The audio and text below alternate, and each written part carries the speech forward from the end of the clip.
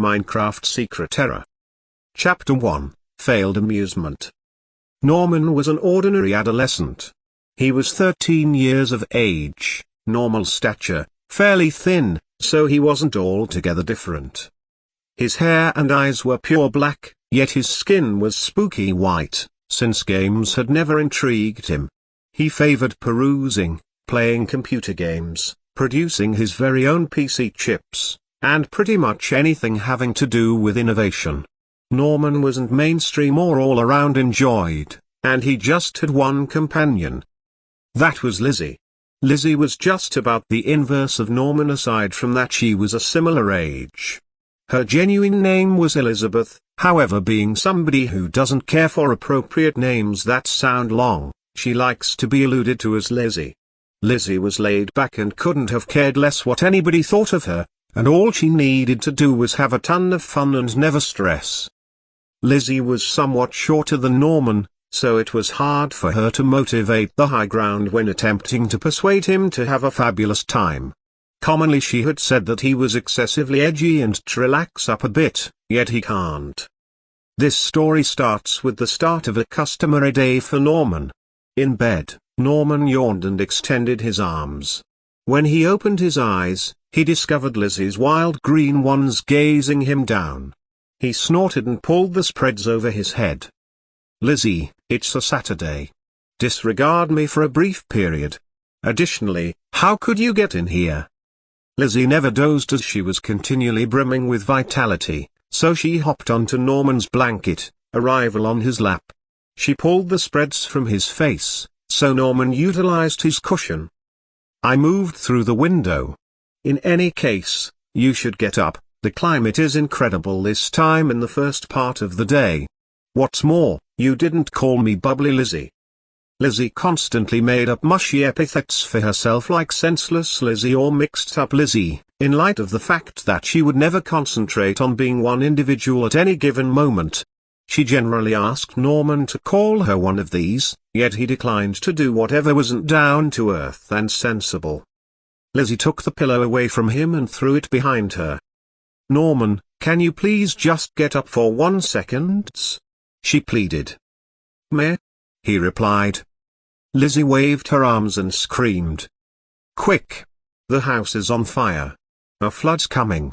Your mother is dying! ! There's an army of bloodthirsty penguins coming to kill you. Come on. Please get up." Norman looked up into her horribly fake puppy eyes and groaned. After a few seconds' silence, he finally said, "Fine, I'll be up in a minute." Lizzie grinned a goofy smile and jumped off of Norman's lap, making him gasp in pain. "Great. I'll meet you outside. Don't wait too long." Lizzie was about to rush out the door when she realized that she would attract attention from Norman's family, so she backed up and climbed out the window. Norman sighed when she had left. In his head, he thought, "Why can't Lizzie realize that I don't like the outdoors much? It barely has anything to do with technology, if anything at all. Never mind, I promised I would go out with her, so there's no getting out of it now." Norman stretched again and pushed down the covers. He got up and made his bed, dressed himself, combed his hair, brushed his teeth, and clipped his fingernails. He prefers to look his best in public. Norman made sure to be quiet as he walked down the stairs.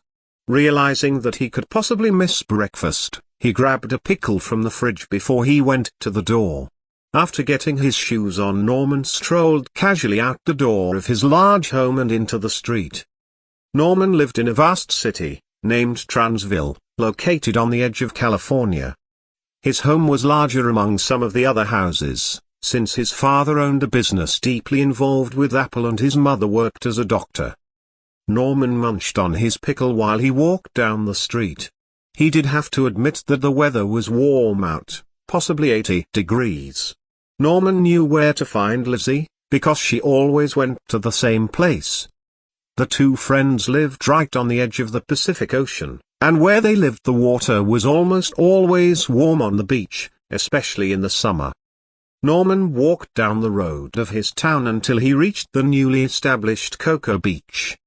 Cocoa Beach had recently become a beach only a year ago, and that's when Lizzie had started bringing him there. Norman found Lizzie standing at the beach's edge where the waves just washed onto the shore. She had taken off her shoes, and was enjoying the water. From a few steps away, Lizzie turned around and noticed Norman approaching. "Finally. I've been waiting for you forever. You should really take off your shoes. The water feels good on your toes," she said quickly. Norman rolled his eyes, but agreed to kick off his shoes. The sand also felt nice under his feet. Lizzie put a hand to her forehead and peered at the rising sun, which was colored a blazing red. "The weather is so nice out here. Don't you agree, Norman?" she asked, turning her head. Norman was still standing awkwardly behind her, and snapped back into attention when realizing someone was talking to him. "What?" This time Lizzie rolled her eyes. "Norman, you really need to stop playing Minecraft so much. Your brain is gonna start shutting down if you keep going. Come on, I'll show you how to have some real fun," she declared, jumping up and splashing Norman with water. "Lizzie," said Norman, holding his dampened shirt that was turning darker from the mud in the water. "This is a nice shirt." Lizzie snickered and splashed him again. "Then take it off. Come on, what you need is some loosening up." Norman grumbled and pulled off his nice dress shirt so that he was left wearing a plain black t-shirt. Unfortunately, when he had been pulling off his shirt, Lizzie had splashed his dress pants as well. As soon as Norman had thrown his dress shirt next to his black shoes on the shore, he realized that his pants were wet. He wanted to strangle Lizzie, but she was already running farther into the water. She looked back as she was waist deep in the water. "Now you have to come in," she exclaimed. Norman pulled off his soggy dress pants and threw them aside, now left in just shorts and a t-shirt. He looked out into the water where Lizzie was standing. Again she was giving him her fake puppy eyes. Norman hated it when she did that, because she wouldn't stop until she got her way. But he couldn't. It was against his nature to be playful, which he thought was childish, and he still couldn't make himself run into the water. He looked at Lizzie and stepped back. "Can we just, walk instead? I'm not much for swimming," he suggested. Lizzie was disappointed, but she agreed to just walk. As Norman and Lizzie began to walk down the beach, the sun began to rise farther until it had cleared the horizon. At that point, Norman heard a deep rumble. He looked around at Lizzie. "Did you hear that?" he said. "Yeah, that was my stomach. I'm starving. I'm so starving I could eat a whole cow. Oh.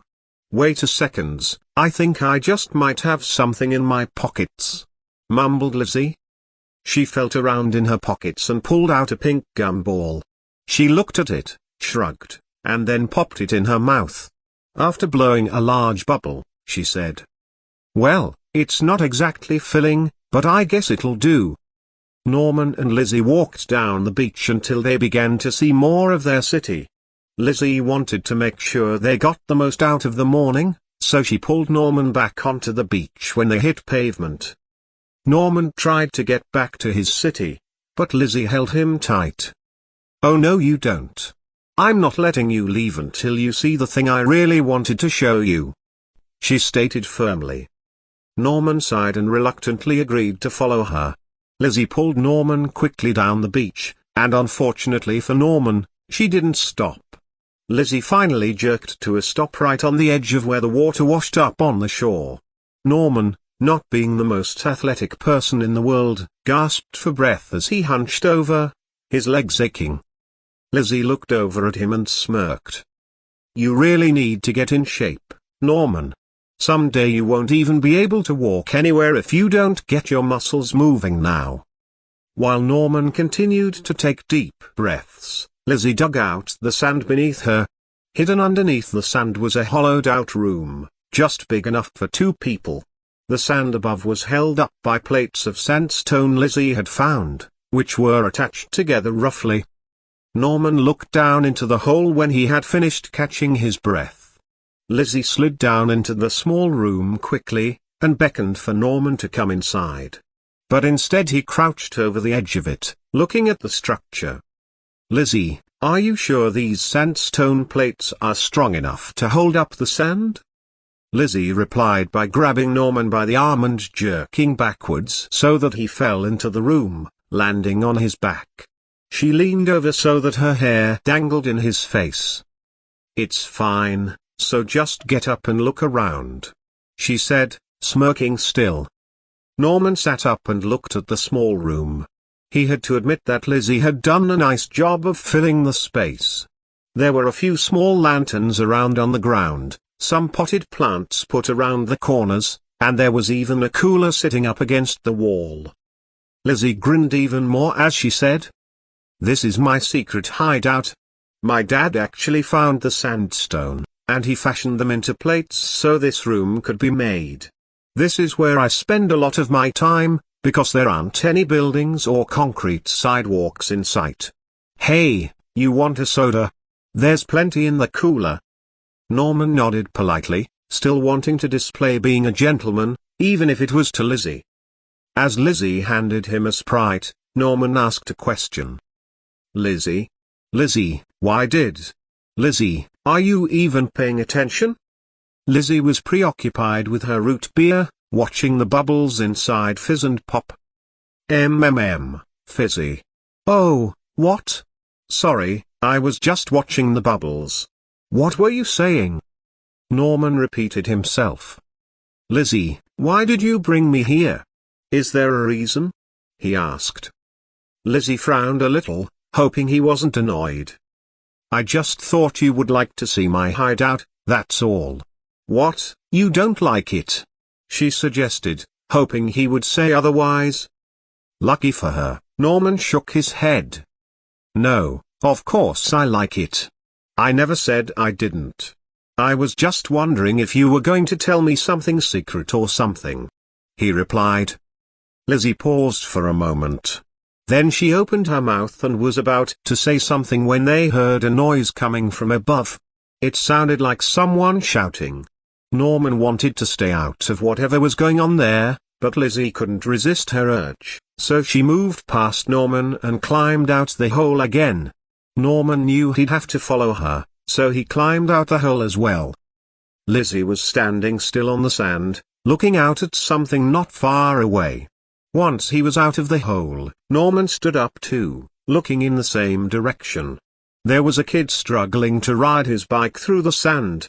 He was only about 10 years old, and appeared to be holding an armful of newspapers. The kid halted to a stop when he saw Norman and Lizzie. He quickly set his bike down and stumbled up to them. Holding out a newspaper, he said, "You two. You need to read this, there's some kind of emergency going on." Lizzie unrolled the paper and looked at the front cover. Then she began to read aloud. 6-year-old kitten gives birth to twins. Owners are thrilled with the exciting news. Oh, that's not an emergency, that's wonderful. The newspaper kid took back the paper. Dang it. I keep giving everyone the wrong article. Read here, he muttered. He handed Lizzie a different paper. Lizzie began to read that one instead. She surprisingly started to frown and her face took on a worried expression. Norman looked over at her, trying to see the paper at the same time. What? What's wrong? Lizzie kept reading for a few more intense seconds before finally handing the paper to him. Norman looked at the front cover, and read the news article. The title read Technological Terror, Computers Failing Due to Majorly Dangerous and Mysterious Viruses. At exactly 8:30 this morning, it was found that the computers all around the area have been failing. The virus has been spreading at a rapid pace, and now nearly all of the computers have stopped performing adequate work. News reporter Rob Hobson reports that phones and other electronics have also begun to shut down. The virus has not yet been discovered, and there is talk that if the source of the bugs cannot be found, that the virus might spread even outside of California. To find out more about this crisis, see page A3 for deeper details. Norman couldn't think. The paper slipped out of his hands and landed at his feet, the front cover's words screaming out at him. All of the technology in the city was failing. How could that happen? Norman started to think he would never be able to use technology again, and the thought almost brought him to tears. But Norman shook his head. He told himself to man up and do some problem solving. Norman knew he wasn't a professor when it came to technology, but he decided that he would have to use all his knowledge to figure out how to erase the virus causing the technology of his city to error out. His head told him that it was hopeless, but his gut told him he should go with it. Normally, he listened to his head, but for this one situation he just might trust his gut. Lizzie was looking at him the whole time, trying to read his thoughts. Norman turned to look at her. Lizzie didn't show that she was worried, but inside she definitely was. She may not have ever liked anything to do with technology if it wasn't in nature, but she still had a feeling that this was something major. If Norman had told her he was going to try and find the virus and exterminate it, she would have said he was crazy. But Norman decided to keep his plans to himself when Lizzie said to him, "What are we gonna do now?" "I'm going to see if my computer is affected yet. All my life's work is saved on it," he said. Norman didn't want to lie about trying to find the source of the bugs, since lying was against his nature too, so the best thing he could do was just stay away from the topic. After saying goodbye to Lizzie and the newspaper kid, Norman followed his own footprints back to his original spot. Thankfully, his dress clothes were still there and not stolen. Norman gathered up his clothing neatly and headed off for home, waiting to see whether all his work was erased. Chapter 2, Erroring Out. As soon as Norman caught sight of his beautiful home, he started running. Norman threw open the door with a loud bang and hurtled himself up the stairs and into his room. Norman threw his dried dress clothes in a basket and jumped into a chair. On his desk was a very fine laptop. It was the newest model from Apple, and it was called the Bear. The Bear could process nearly the same amount of data as some supercomputers, so you could see why he treasured it. Norman turned on his Bear, yes, I know it sounds weird, and put in his username and password. Once on his computer, his muscles relaxed a little when he saw that his desktop looked the same, and all his program shortcuts were still there. He still opened up all his most important computer files, and to his relief they too were still there. He was safe for now. Norman then began his research. He spent all the rest of the morning looking up data about computer viruses. He kept researching until he heard someone come into his room. It was his mother. She could see that he was doing some intense work, so she said, "Honey, would you like me to bring you some lunch?" Without saying a word, Norman nodded twice. He realized that he was hungry again. About 10 minutes later, Norman's mother came back into his room with multiple roast beef and Swiss sandwiches, a mountain of crackers and cheese spread, a bowl of blueberries, and a tall glass of milk. When she put the tray of food down on Norman's desk, she said, "Norman, make sure you don't get too stressed out with your work. I don't want it to go like the last time you got too engaged." Norman didn't answer, so she left the room. Norman worked all throughout the day, and it was just his luck that Lizzie didn't climb through his window and interrupt him. By the time 6 o'clock had rolled around, Norman felt like his ears were going to start spilling out smoke. He had worked his brain to the hardest degree, and now all he wanted to do was go to bed. But instead he found himself being dragged down to dinner with his family. Throughout the meal, teriyaki chicken with sauced noodles, his father rambled on about the technology crisis. Norman realized that his family would be affected greatly by this when he heard his dad say that all of the computers in his workplace had stopped turning on. Norman bolted down his supper as fast as he could and then ran back up the stairs, so busy he skipped dessert. Unfortunately, He turned the corner and smacked his head right into the side of the door, which he had closed, making a loud noise. "Norman? What's going on up there?" called his mum. Norman's head pounded and pulsed, but he replied in a hazy voice. "Nothing, I'm fine." Norman stood up shakily and held his head, stumbling through the door. But when Norman was back in his room, he noticed that his computer had gone into sleep mode. He slowly jiggled the mouse before he sat down to warm it up again. But for some reason, when the screen turned back on, none of his documents and websites were still there. There was only one website left there, and it wasn't one that he visited. Norman sat down and looked at the mysterious website. It had no name, and the whole page was colored green and black, mixing together like a lava lamp on the screen. In the center of the website page was a single red button that read the truth. With a sense of foreboding, Norman moved his mouse onto the button, hesitated for a moment, and then clicked. A different page appeared with the same background as the other one. Only this time, there was an uneven paragraph near the edge. This is what it said. "Death. That is what will come if nothing is done. Death to all. Our world is crumbling, and there is no one who can hear our silent screams. Our children and family will die if the error is not stopped. Soon it will destroy your world once it removes your technology. Help us before the error grows in power. Without technology, your world will begin to rot and decay and you will all wallow in despair. You have relied too much on it, and the error knows it. He will torture your world until you are all dead. Help us if you are willing. You have to. Otherwise, your world, and ours, will die." As soon as Norman had finished reading the intense paragraph, his computer emitted a horrifying screech and the glass screen shattered, along with all the windows of the house. The computer flipped over onto the ground, and so did Norman. Norman scrambled to his feet and jumped backwards into his bed, breathing fast and staring at his shattered laptop. He heard his mother's voice coming from downstairs, and he quickly turned his head towards the door.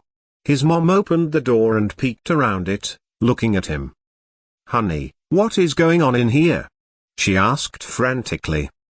Norman screamed and backed up against the wall on his bed. His mother's face was becoming distorted and ugly, and her skin was beginning to bubble and turn greenish. Norman screamed again and did the only thing he could, jump out the window. He fell down the first 2 stories of his house and luckily landed in the flower bed. Although the flowers and soil had cushioned his fall, Norman's breath was still knocked right out. He lay there for a minute, trying to regain power over his lungs again. Then he saw his father coming out the door. He was even worse. The skin on his face was beginning to melt off and both his eyeballs had fallen out of their sockets, leaving a tall skeleton. Norman screamed for the 3rd time and jumped to his feet. He ran down the street, ignoring the shouts of his mutated father. Norman ran until he reached Cocoa Beach. To his greatest relief, he found Lizzie sitting there, curled up in a ball. Norman bent down and grabbed her shoulder. Lizzie gasped and whirled her head around. A few seconds went by before she sighed with relief. "Norman. Thank God it's you. I just witnessed the freakiest thing ever." My mum lost both her arms and started hissing, and then I saw my father grow a whole foot taller and become black as night. "What the heck is going on?" she sputtered, tears forming in her eyes. Norman slowed down his breath. "Okay, I have to explain," he murmured. "I was researching about viruses to try and find a way to delete the bugs in all of the city's technology, and I came across some creepy website. I clicked on this one button that led to a haunted-looking paragraph. The paragraph was talking to me, saying strange things that would happen to our world and its world. I don't know what's going on, but whatever is causing all the computers and other technology-related things to error out is some kind of monster, and it wants to swallow the universe in darkness." Lizzie didn't say anything for a moment. She stayed silent for only about 3 seconds, and then she spoke again. "But why were my parents turning evil?" she exclaimed. Norman shook his head. "I'm not sure. I do believe, though, that this Era monster that is entering the technology is putting evil viruses inside people." Lizzie's mouth dropped open. It opened and closed like a goldfish would do before she finally got her words out. "What kind of sick person would do that?" she screamed. "Well, this isn't a living person we're talking about, is it? Oh. I just thought of something." "What?" Norman quickly jumped to his feet. "We need to go back and shut down my laptop. Maybe we'll be able to push back the error and restore our parents. Yeah, my mum and dad are mutated now too," he muttered. With that, Norman and Lizzie began to run back to his house. When they got there, the front door was broken down. Lizzie gulped and looked up at the sky, which was beginning to turn an unnatural shade of blackish red. Norman and Lizzie entered the house, which had turned dark because of the glass bulbs from the lights breaking. Norman led Lizzie up into his room and looked around the corner to make sure his mom and dad weren't waiting to ambush them. Once they were both in the room, Norman shut the window, which was kind of pointless since it was shattered anyway, and locked his bedroom door. At this time, Lizzie was able to push Norman's bed up against the door. The two worked together to stack Norman's desk and dresser up against the door. Norman snatched up his computer, and then regretted doing so because in his hurry a large shard of glass had pierced the palm of his hand. Norman winced in pain and pulled the glass out. He hurled it out the window and looked at his hand, which had begun to bleed. Lizzie saw this and said, "Norman, are you okay?" Norman shook his head and carefully set down his laptop on the floor right side up. "Forget it, we just need to shut off my laptop." Norman jiggled his mouse, but nothing happened. In his frustration, Norman ripped out his mouse and smashed it with his foot. He then kicked it away at the wall. Lizzie began to whimper. "Norman, please just shut down your computer," she whined. Norman pressed the escape key, but nothing happened still. He held it down for a long time, and yet the screen didn't do anything. Norman growled and stood up. He then quickly checked out the window. Outside it was now completely dark, and only his porch light shone in the darkness. He looked down at the flower bed, and to his horror he saw his skeleton dad, staring up at him. Norman quickly pulled back as a sudden jolt of adrenaline ran down his spine. He moved back to his computer, but then heard a thumping noise on his bedroom door. His zombified mother was on the other side, trying to break the door down. Norman looked over at Lizzie, who had begun to cry silently. "I don't want to die. I don't want to die. I don't want to die," she murmured in a panicked voice. Norman pulled her closer to his possessed computer. Suddenly, having an idea, Norman pressed hard on the delete key, hoping something would happen. And something did happen. At first, the broken screen was blank. But then, the background of the black and green lava lamp appeared looking choppy and scattered. Norman could just make out the new words on the screen. "Always extend a hand to those in need. It might just help you." Suddenly, Norman realized what he had to do. But before he could reach a hand towards his computer, he heard a noise from behind him. His skeleton father had climbed into his room, and was grinning at him with a great big creepy smile. Lizzie screamed at the top of her lungs and grabbed Norman for dear life. Norman wasted no time and flung his arm at the screen. Surprisingly, his hand went right into the background of the creepy website. He felt himself being sucked inside the computer, and as he looked back, his skeletal father began to fade away. The next thing Norman knew, he was in complete darkness with Lizzie. Chapter 3, Even More Erroring. Norman looked around and found that he was definitely in complete darkness. Lizzie was still clinging to his arm, and he nudged her lightly. Lizzie looked up and all around frantically, tears tracks marking both cheeks. Norman had never seen her as scared as she was then, because normally she was fearless and enjoyed adventure. Unfortunately, that was not the case. Norman and Lizzie sat there in complete darkness for a long time, not sure what to do anymore. In fact, Norman was about to stand up and just start walking forward to nowhere when he felt a powerful force sucking him through an invisible hole again. Norman's breath was squeezed out of his lungs as he was spaghettified in a most painful process.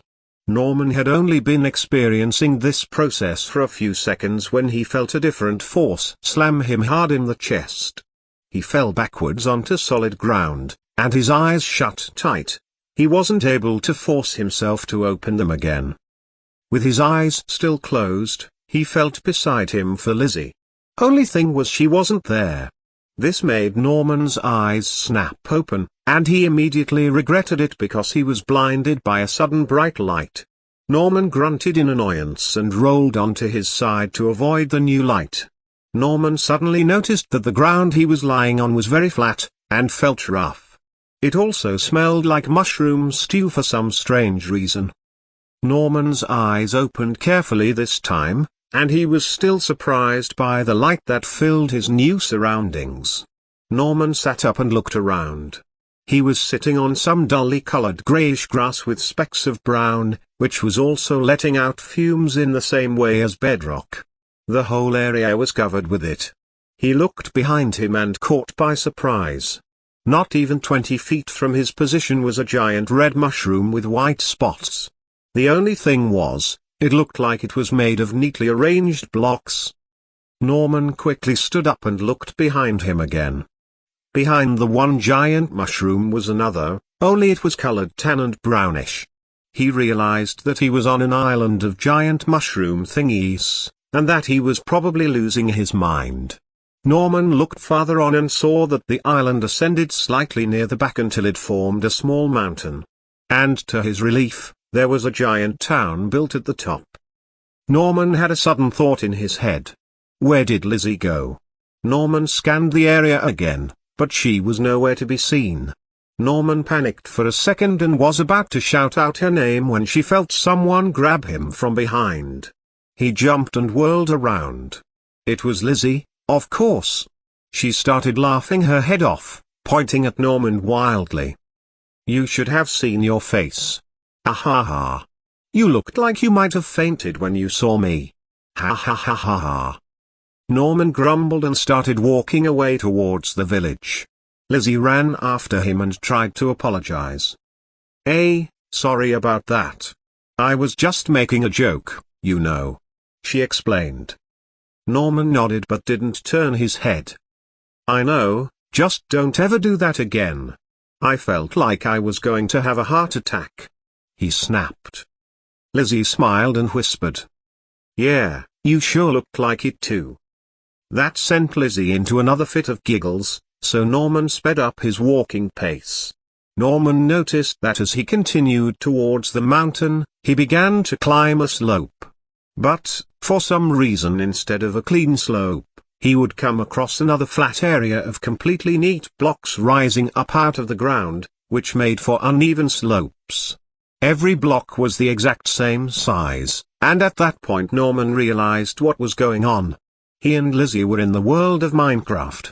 And for some strange reason, they just happened to spawn on a mushroom island, the rarest biome of all. As Norman was taking in what had just happened, Lizzie had run up to him, poised to ask a question. Norman, what's going on? Everything is made of blocks. Lizzie, I know that it may seem weird, but we're in the world of Minecraft. Lizzie looked at him skeptically for a few seconds. Finally, she took a deep breath and said, You're talking about that computer game you're always playing? Norman nodded. And we're inside your computer and inside the game. Okay. Are you freaking kidding me? This caught Norman by surprise, and he stumbled backwards into a giant mushroom. No, I'm not joking. My computer somehow transported us into Minecraft, muttered Norman. Lizzie nodded slowly, but she still looked like she was unsure. Norman decided to keep walking, so Lizzie tried to keep up. Soon the slopes began to become steeper, and since each block was about 3 feet tall, Norman had to jump up every time he reached an ascending block, just like in the real game. As the two traveled up the small mountain to reach the town on top, Lizzie decided that she would need to know what Minecraft was about. "Alright, I've never played Minecraft before, so I need you to fill me in on what's going on," said Lizzie as they both jumped up onto the next block height.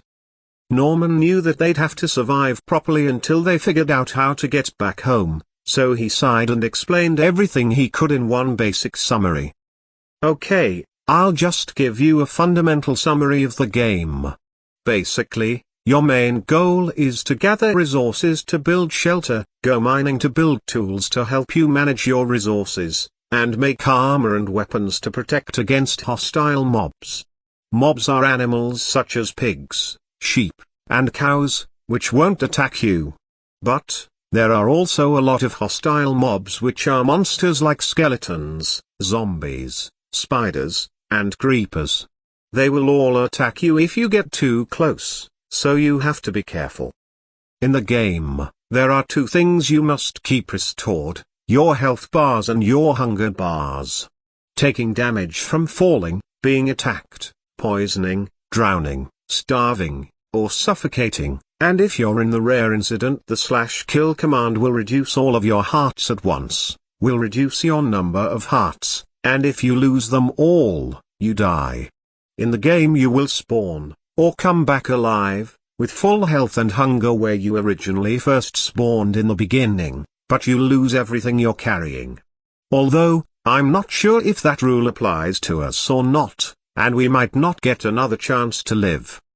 Hunger is a lot simpler, you also have 10 bars of hunger that you need to keep full.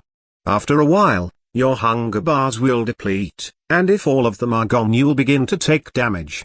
Chomping down on foodstuffs restores hunger, so you must keep the bars at a reasonable level. After gaining enough resources and tools and weapons, you have to travel to the end, which is another dimension, and fight the Ender Dragon, which is the main boss of the game. Once you do that, the game is beaten, but you can still continue if you want. Lizzie had managed to keep listening the whole time, and a few seconds after processing everything in her head, she was a little less confused. She never played very many video games, so she was very unfamiliar with the concept. Norman turned his head back in the direction he was facing and realized that he was only about 50 blocks away from the town already. After jumping up the rest of the mountain, Norman and Lizzie finally reached the top. Thankfully, the settlers of the mountain had flattened out the top where the town was built, so there were no slopes whatsoever. As soon as Norman got a glimpse of the town, he noticed that it was relatively modern. The houses and small buildings were made of brick and smooth stone. Norman saw women talking together in groups, men laughing and bellowing inside a nearby pub, and small children running around playing tag.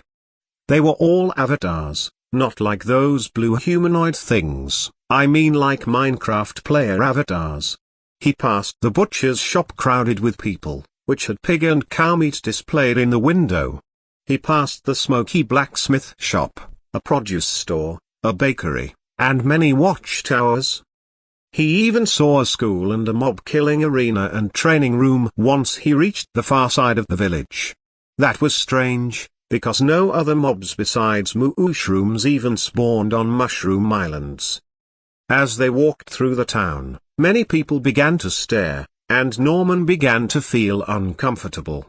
Lizzie must have been feeling the same way, because she started to speed up. Norman did so as well, not wanting to fall behind. Norman and Lizzie decided to enter the monster battling arena. Norman immediately covered his ears, because he heard a deafening roar blast from all directions.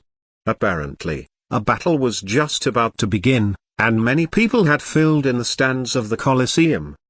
Since Norman had a feeling that they were about to start, he grabbed Lizzie by the arm and pulled her up the staircases on the side and into the stands. They squeezed into some seats near the stage. Lizzie looked over at Norman and screwed up her eyebrows. "Norman, what are we doing here?" she whispered. Norman shrugged, having nothing else to do to express his ideas. "Well, I just thought that maybe we could see how badly this error monster is affecting hostile mobs. We just might see how if we watch. Oh, here comes the fighter now," he muttered. Someone wearing gleaming iron armor stepped out into the middle of the Colosseum.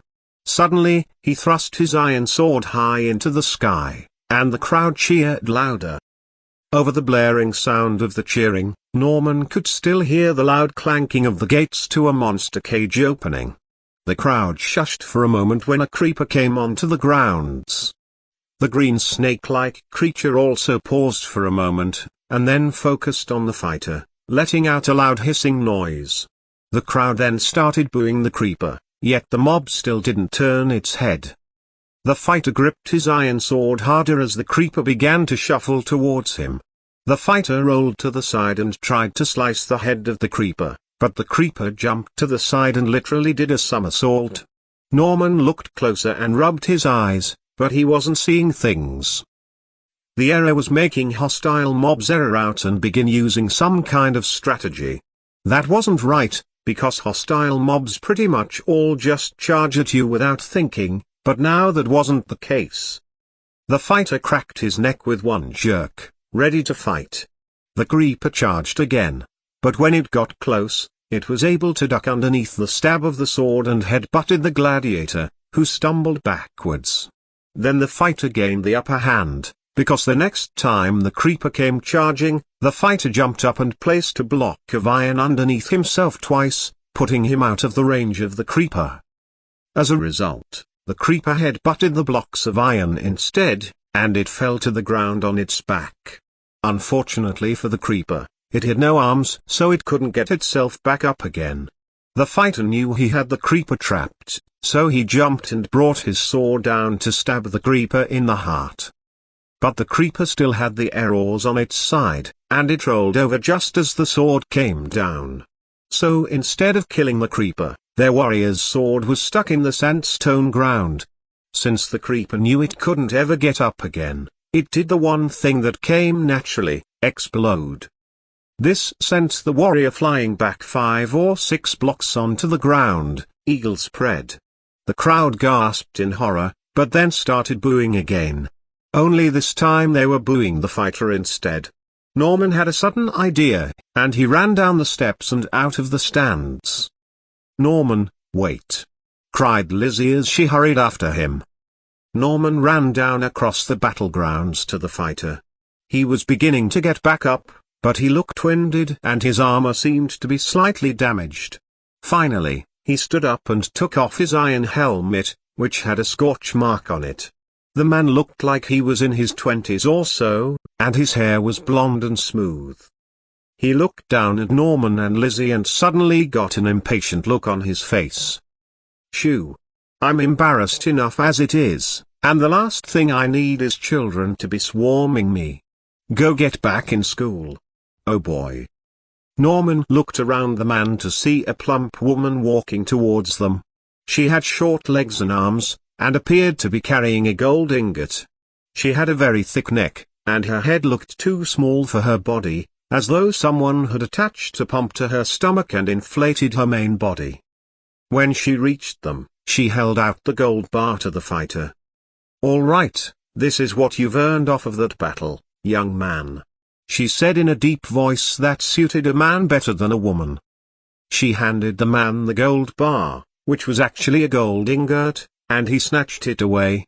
Looking at the gold, Norman noticed that there was a tiny white number 3 hovering above the gold ingot. That must have meant there were 3 gold ingots in the one stack. The man looked incredulously at the plump woman and said, "3 gold ingots? Is that all I get? I can't support my family with enough food for the week if I only have 3 gold ingots." The woman frowned and said in her abnormally manly voice, "I'm afraid that when you can't manage to do considerable damage to even a creeper, your pay will be considerably smaller. Good day to you, Mr. Ironblock." The woman left without another word, leaving the fighter with a baffled look on his face. The man decided to take out his anger on his iron chest plate, which he ripped off his body and threw to the ground. What the hell is wrong with that woman? She knows I can't get by on 3 stupid gold ingots, and yet that's what she gives me anyways, he shouts. Then the man was finished yelling his lungs out. He realized that Norman and Lizzie were still standing there. He cast a dirty look at them both and muttered, "What do you want?" Norman cleared his throat nervously, not wanting to end up with a sword in the gut. "Well, we just wanted to ask if you knew anything about the error." The man raised one eyebrow. "Why do you want to know about the error?" he asked suspiciously. Norman felt a little more confident now that he wasn't giving them a death stare, so he continued as smoothly as he could. "Well, the place we come from is starting to become infested with errors, and everyone around us is turning into mobs like zombies, skeletons, and creepers. We saw that the creeper you were fighting was using some kind of error to avoid dying instantly, and we're wondering if you can explain anything about that." The man looked at them skeptically for a second, but finally he just sighed angrily and started walking out of the arena. "Meet me at my house on the starting corner of Wheatfield Street for dinner and I'll tell you everything I know," he muttered as he walked away, dragging his sword behind him. Before the man had gone through the giant arching doorway, Norman shouted out to him. "Hey! What's your name again?" he asked. The man looked over his shoulder and replied, "My name is Jeff Iron Block. Don't be late for dinner." With that, Jeff left the arena, leaving Norman and Lizzie standing alone with many questions unanswered. They might just understand what's going on at dinner. Because of this, Norman suddenly found himself in the mood for some steak. Chapter 4, The Three Rulers. Up in the great clouds of the ether, Notch was thinking. The next upcoming year would be the update of Beta 91.4 for the Minecraft dimension, so he thought about what new mobs, blocks, and items he could include in the world of Minecraft. He thought about possibly even creating a new biome, frozen wasteland, but most of all, he thought about the strange events going on because of the error. Notch was sitting in his throne, which was made of pure white wool. In fact, his whole castle was made of white wool, which gave the place a positive appearance. He never had appreciated the types of structures his friend Herobrine created in the Nether. But, he ruled the Nether, so technically he could do whatever he wanted with it. His friend Herobrine was the ruler of the Nether and all hostile mobs including the zombie pigmen. While thinking about Herobrine, he thought about the ruler of the End Dimension, Queen Ender Dragon. She was quite peaceful as long as humans did not wander into her dimension, because she absolutely hated it whenever they would attack her children, the Endermen. She also didn't like it when they would try to destroy her Ender crystals, which were her most expensive forms of health insurance. The three rulers got along together surprisingly well, and always worked out problems fairly. Notch had decided to host a meeting so that he and his fellow rulers could discuss what to do about the horrible error. Herobrine was finally satisfied because they had decided to host it in his dimension for once. They never hosted meetings there because of the sweltering heat, but they finally gave in. Notch stood up from his throne and spoke to his pig servant. Notch was the ruler of the ether and the overworld including all the passive mobs plus the wolf. "Mel, I want you to tell the guards to keep watch all around the castle while I'm gone for the meeting. You never know when the error might strike." Mel the pig nodded and scuttled off to carry out the orders. Notch walked behind his throne and into a small room in the back. Inside it was brightly lit, and it owned 3 portals put against the back of the wall. One was a portal to the Nether, one was an end portal, and the final one was a portal to the overworld. Notch walked straight towards the Nether portal, and when he entered, he stepped immediately back out the other end into the Nether. In that one small moment the temperature increased greatly, but Notch had gone into the Nether to visit Herobrine so many times that the heat did not bother him. Notch was already inside Herobrine's biggest Nether fortress, and he walked down a long hallway to reach the meeting room.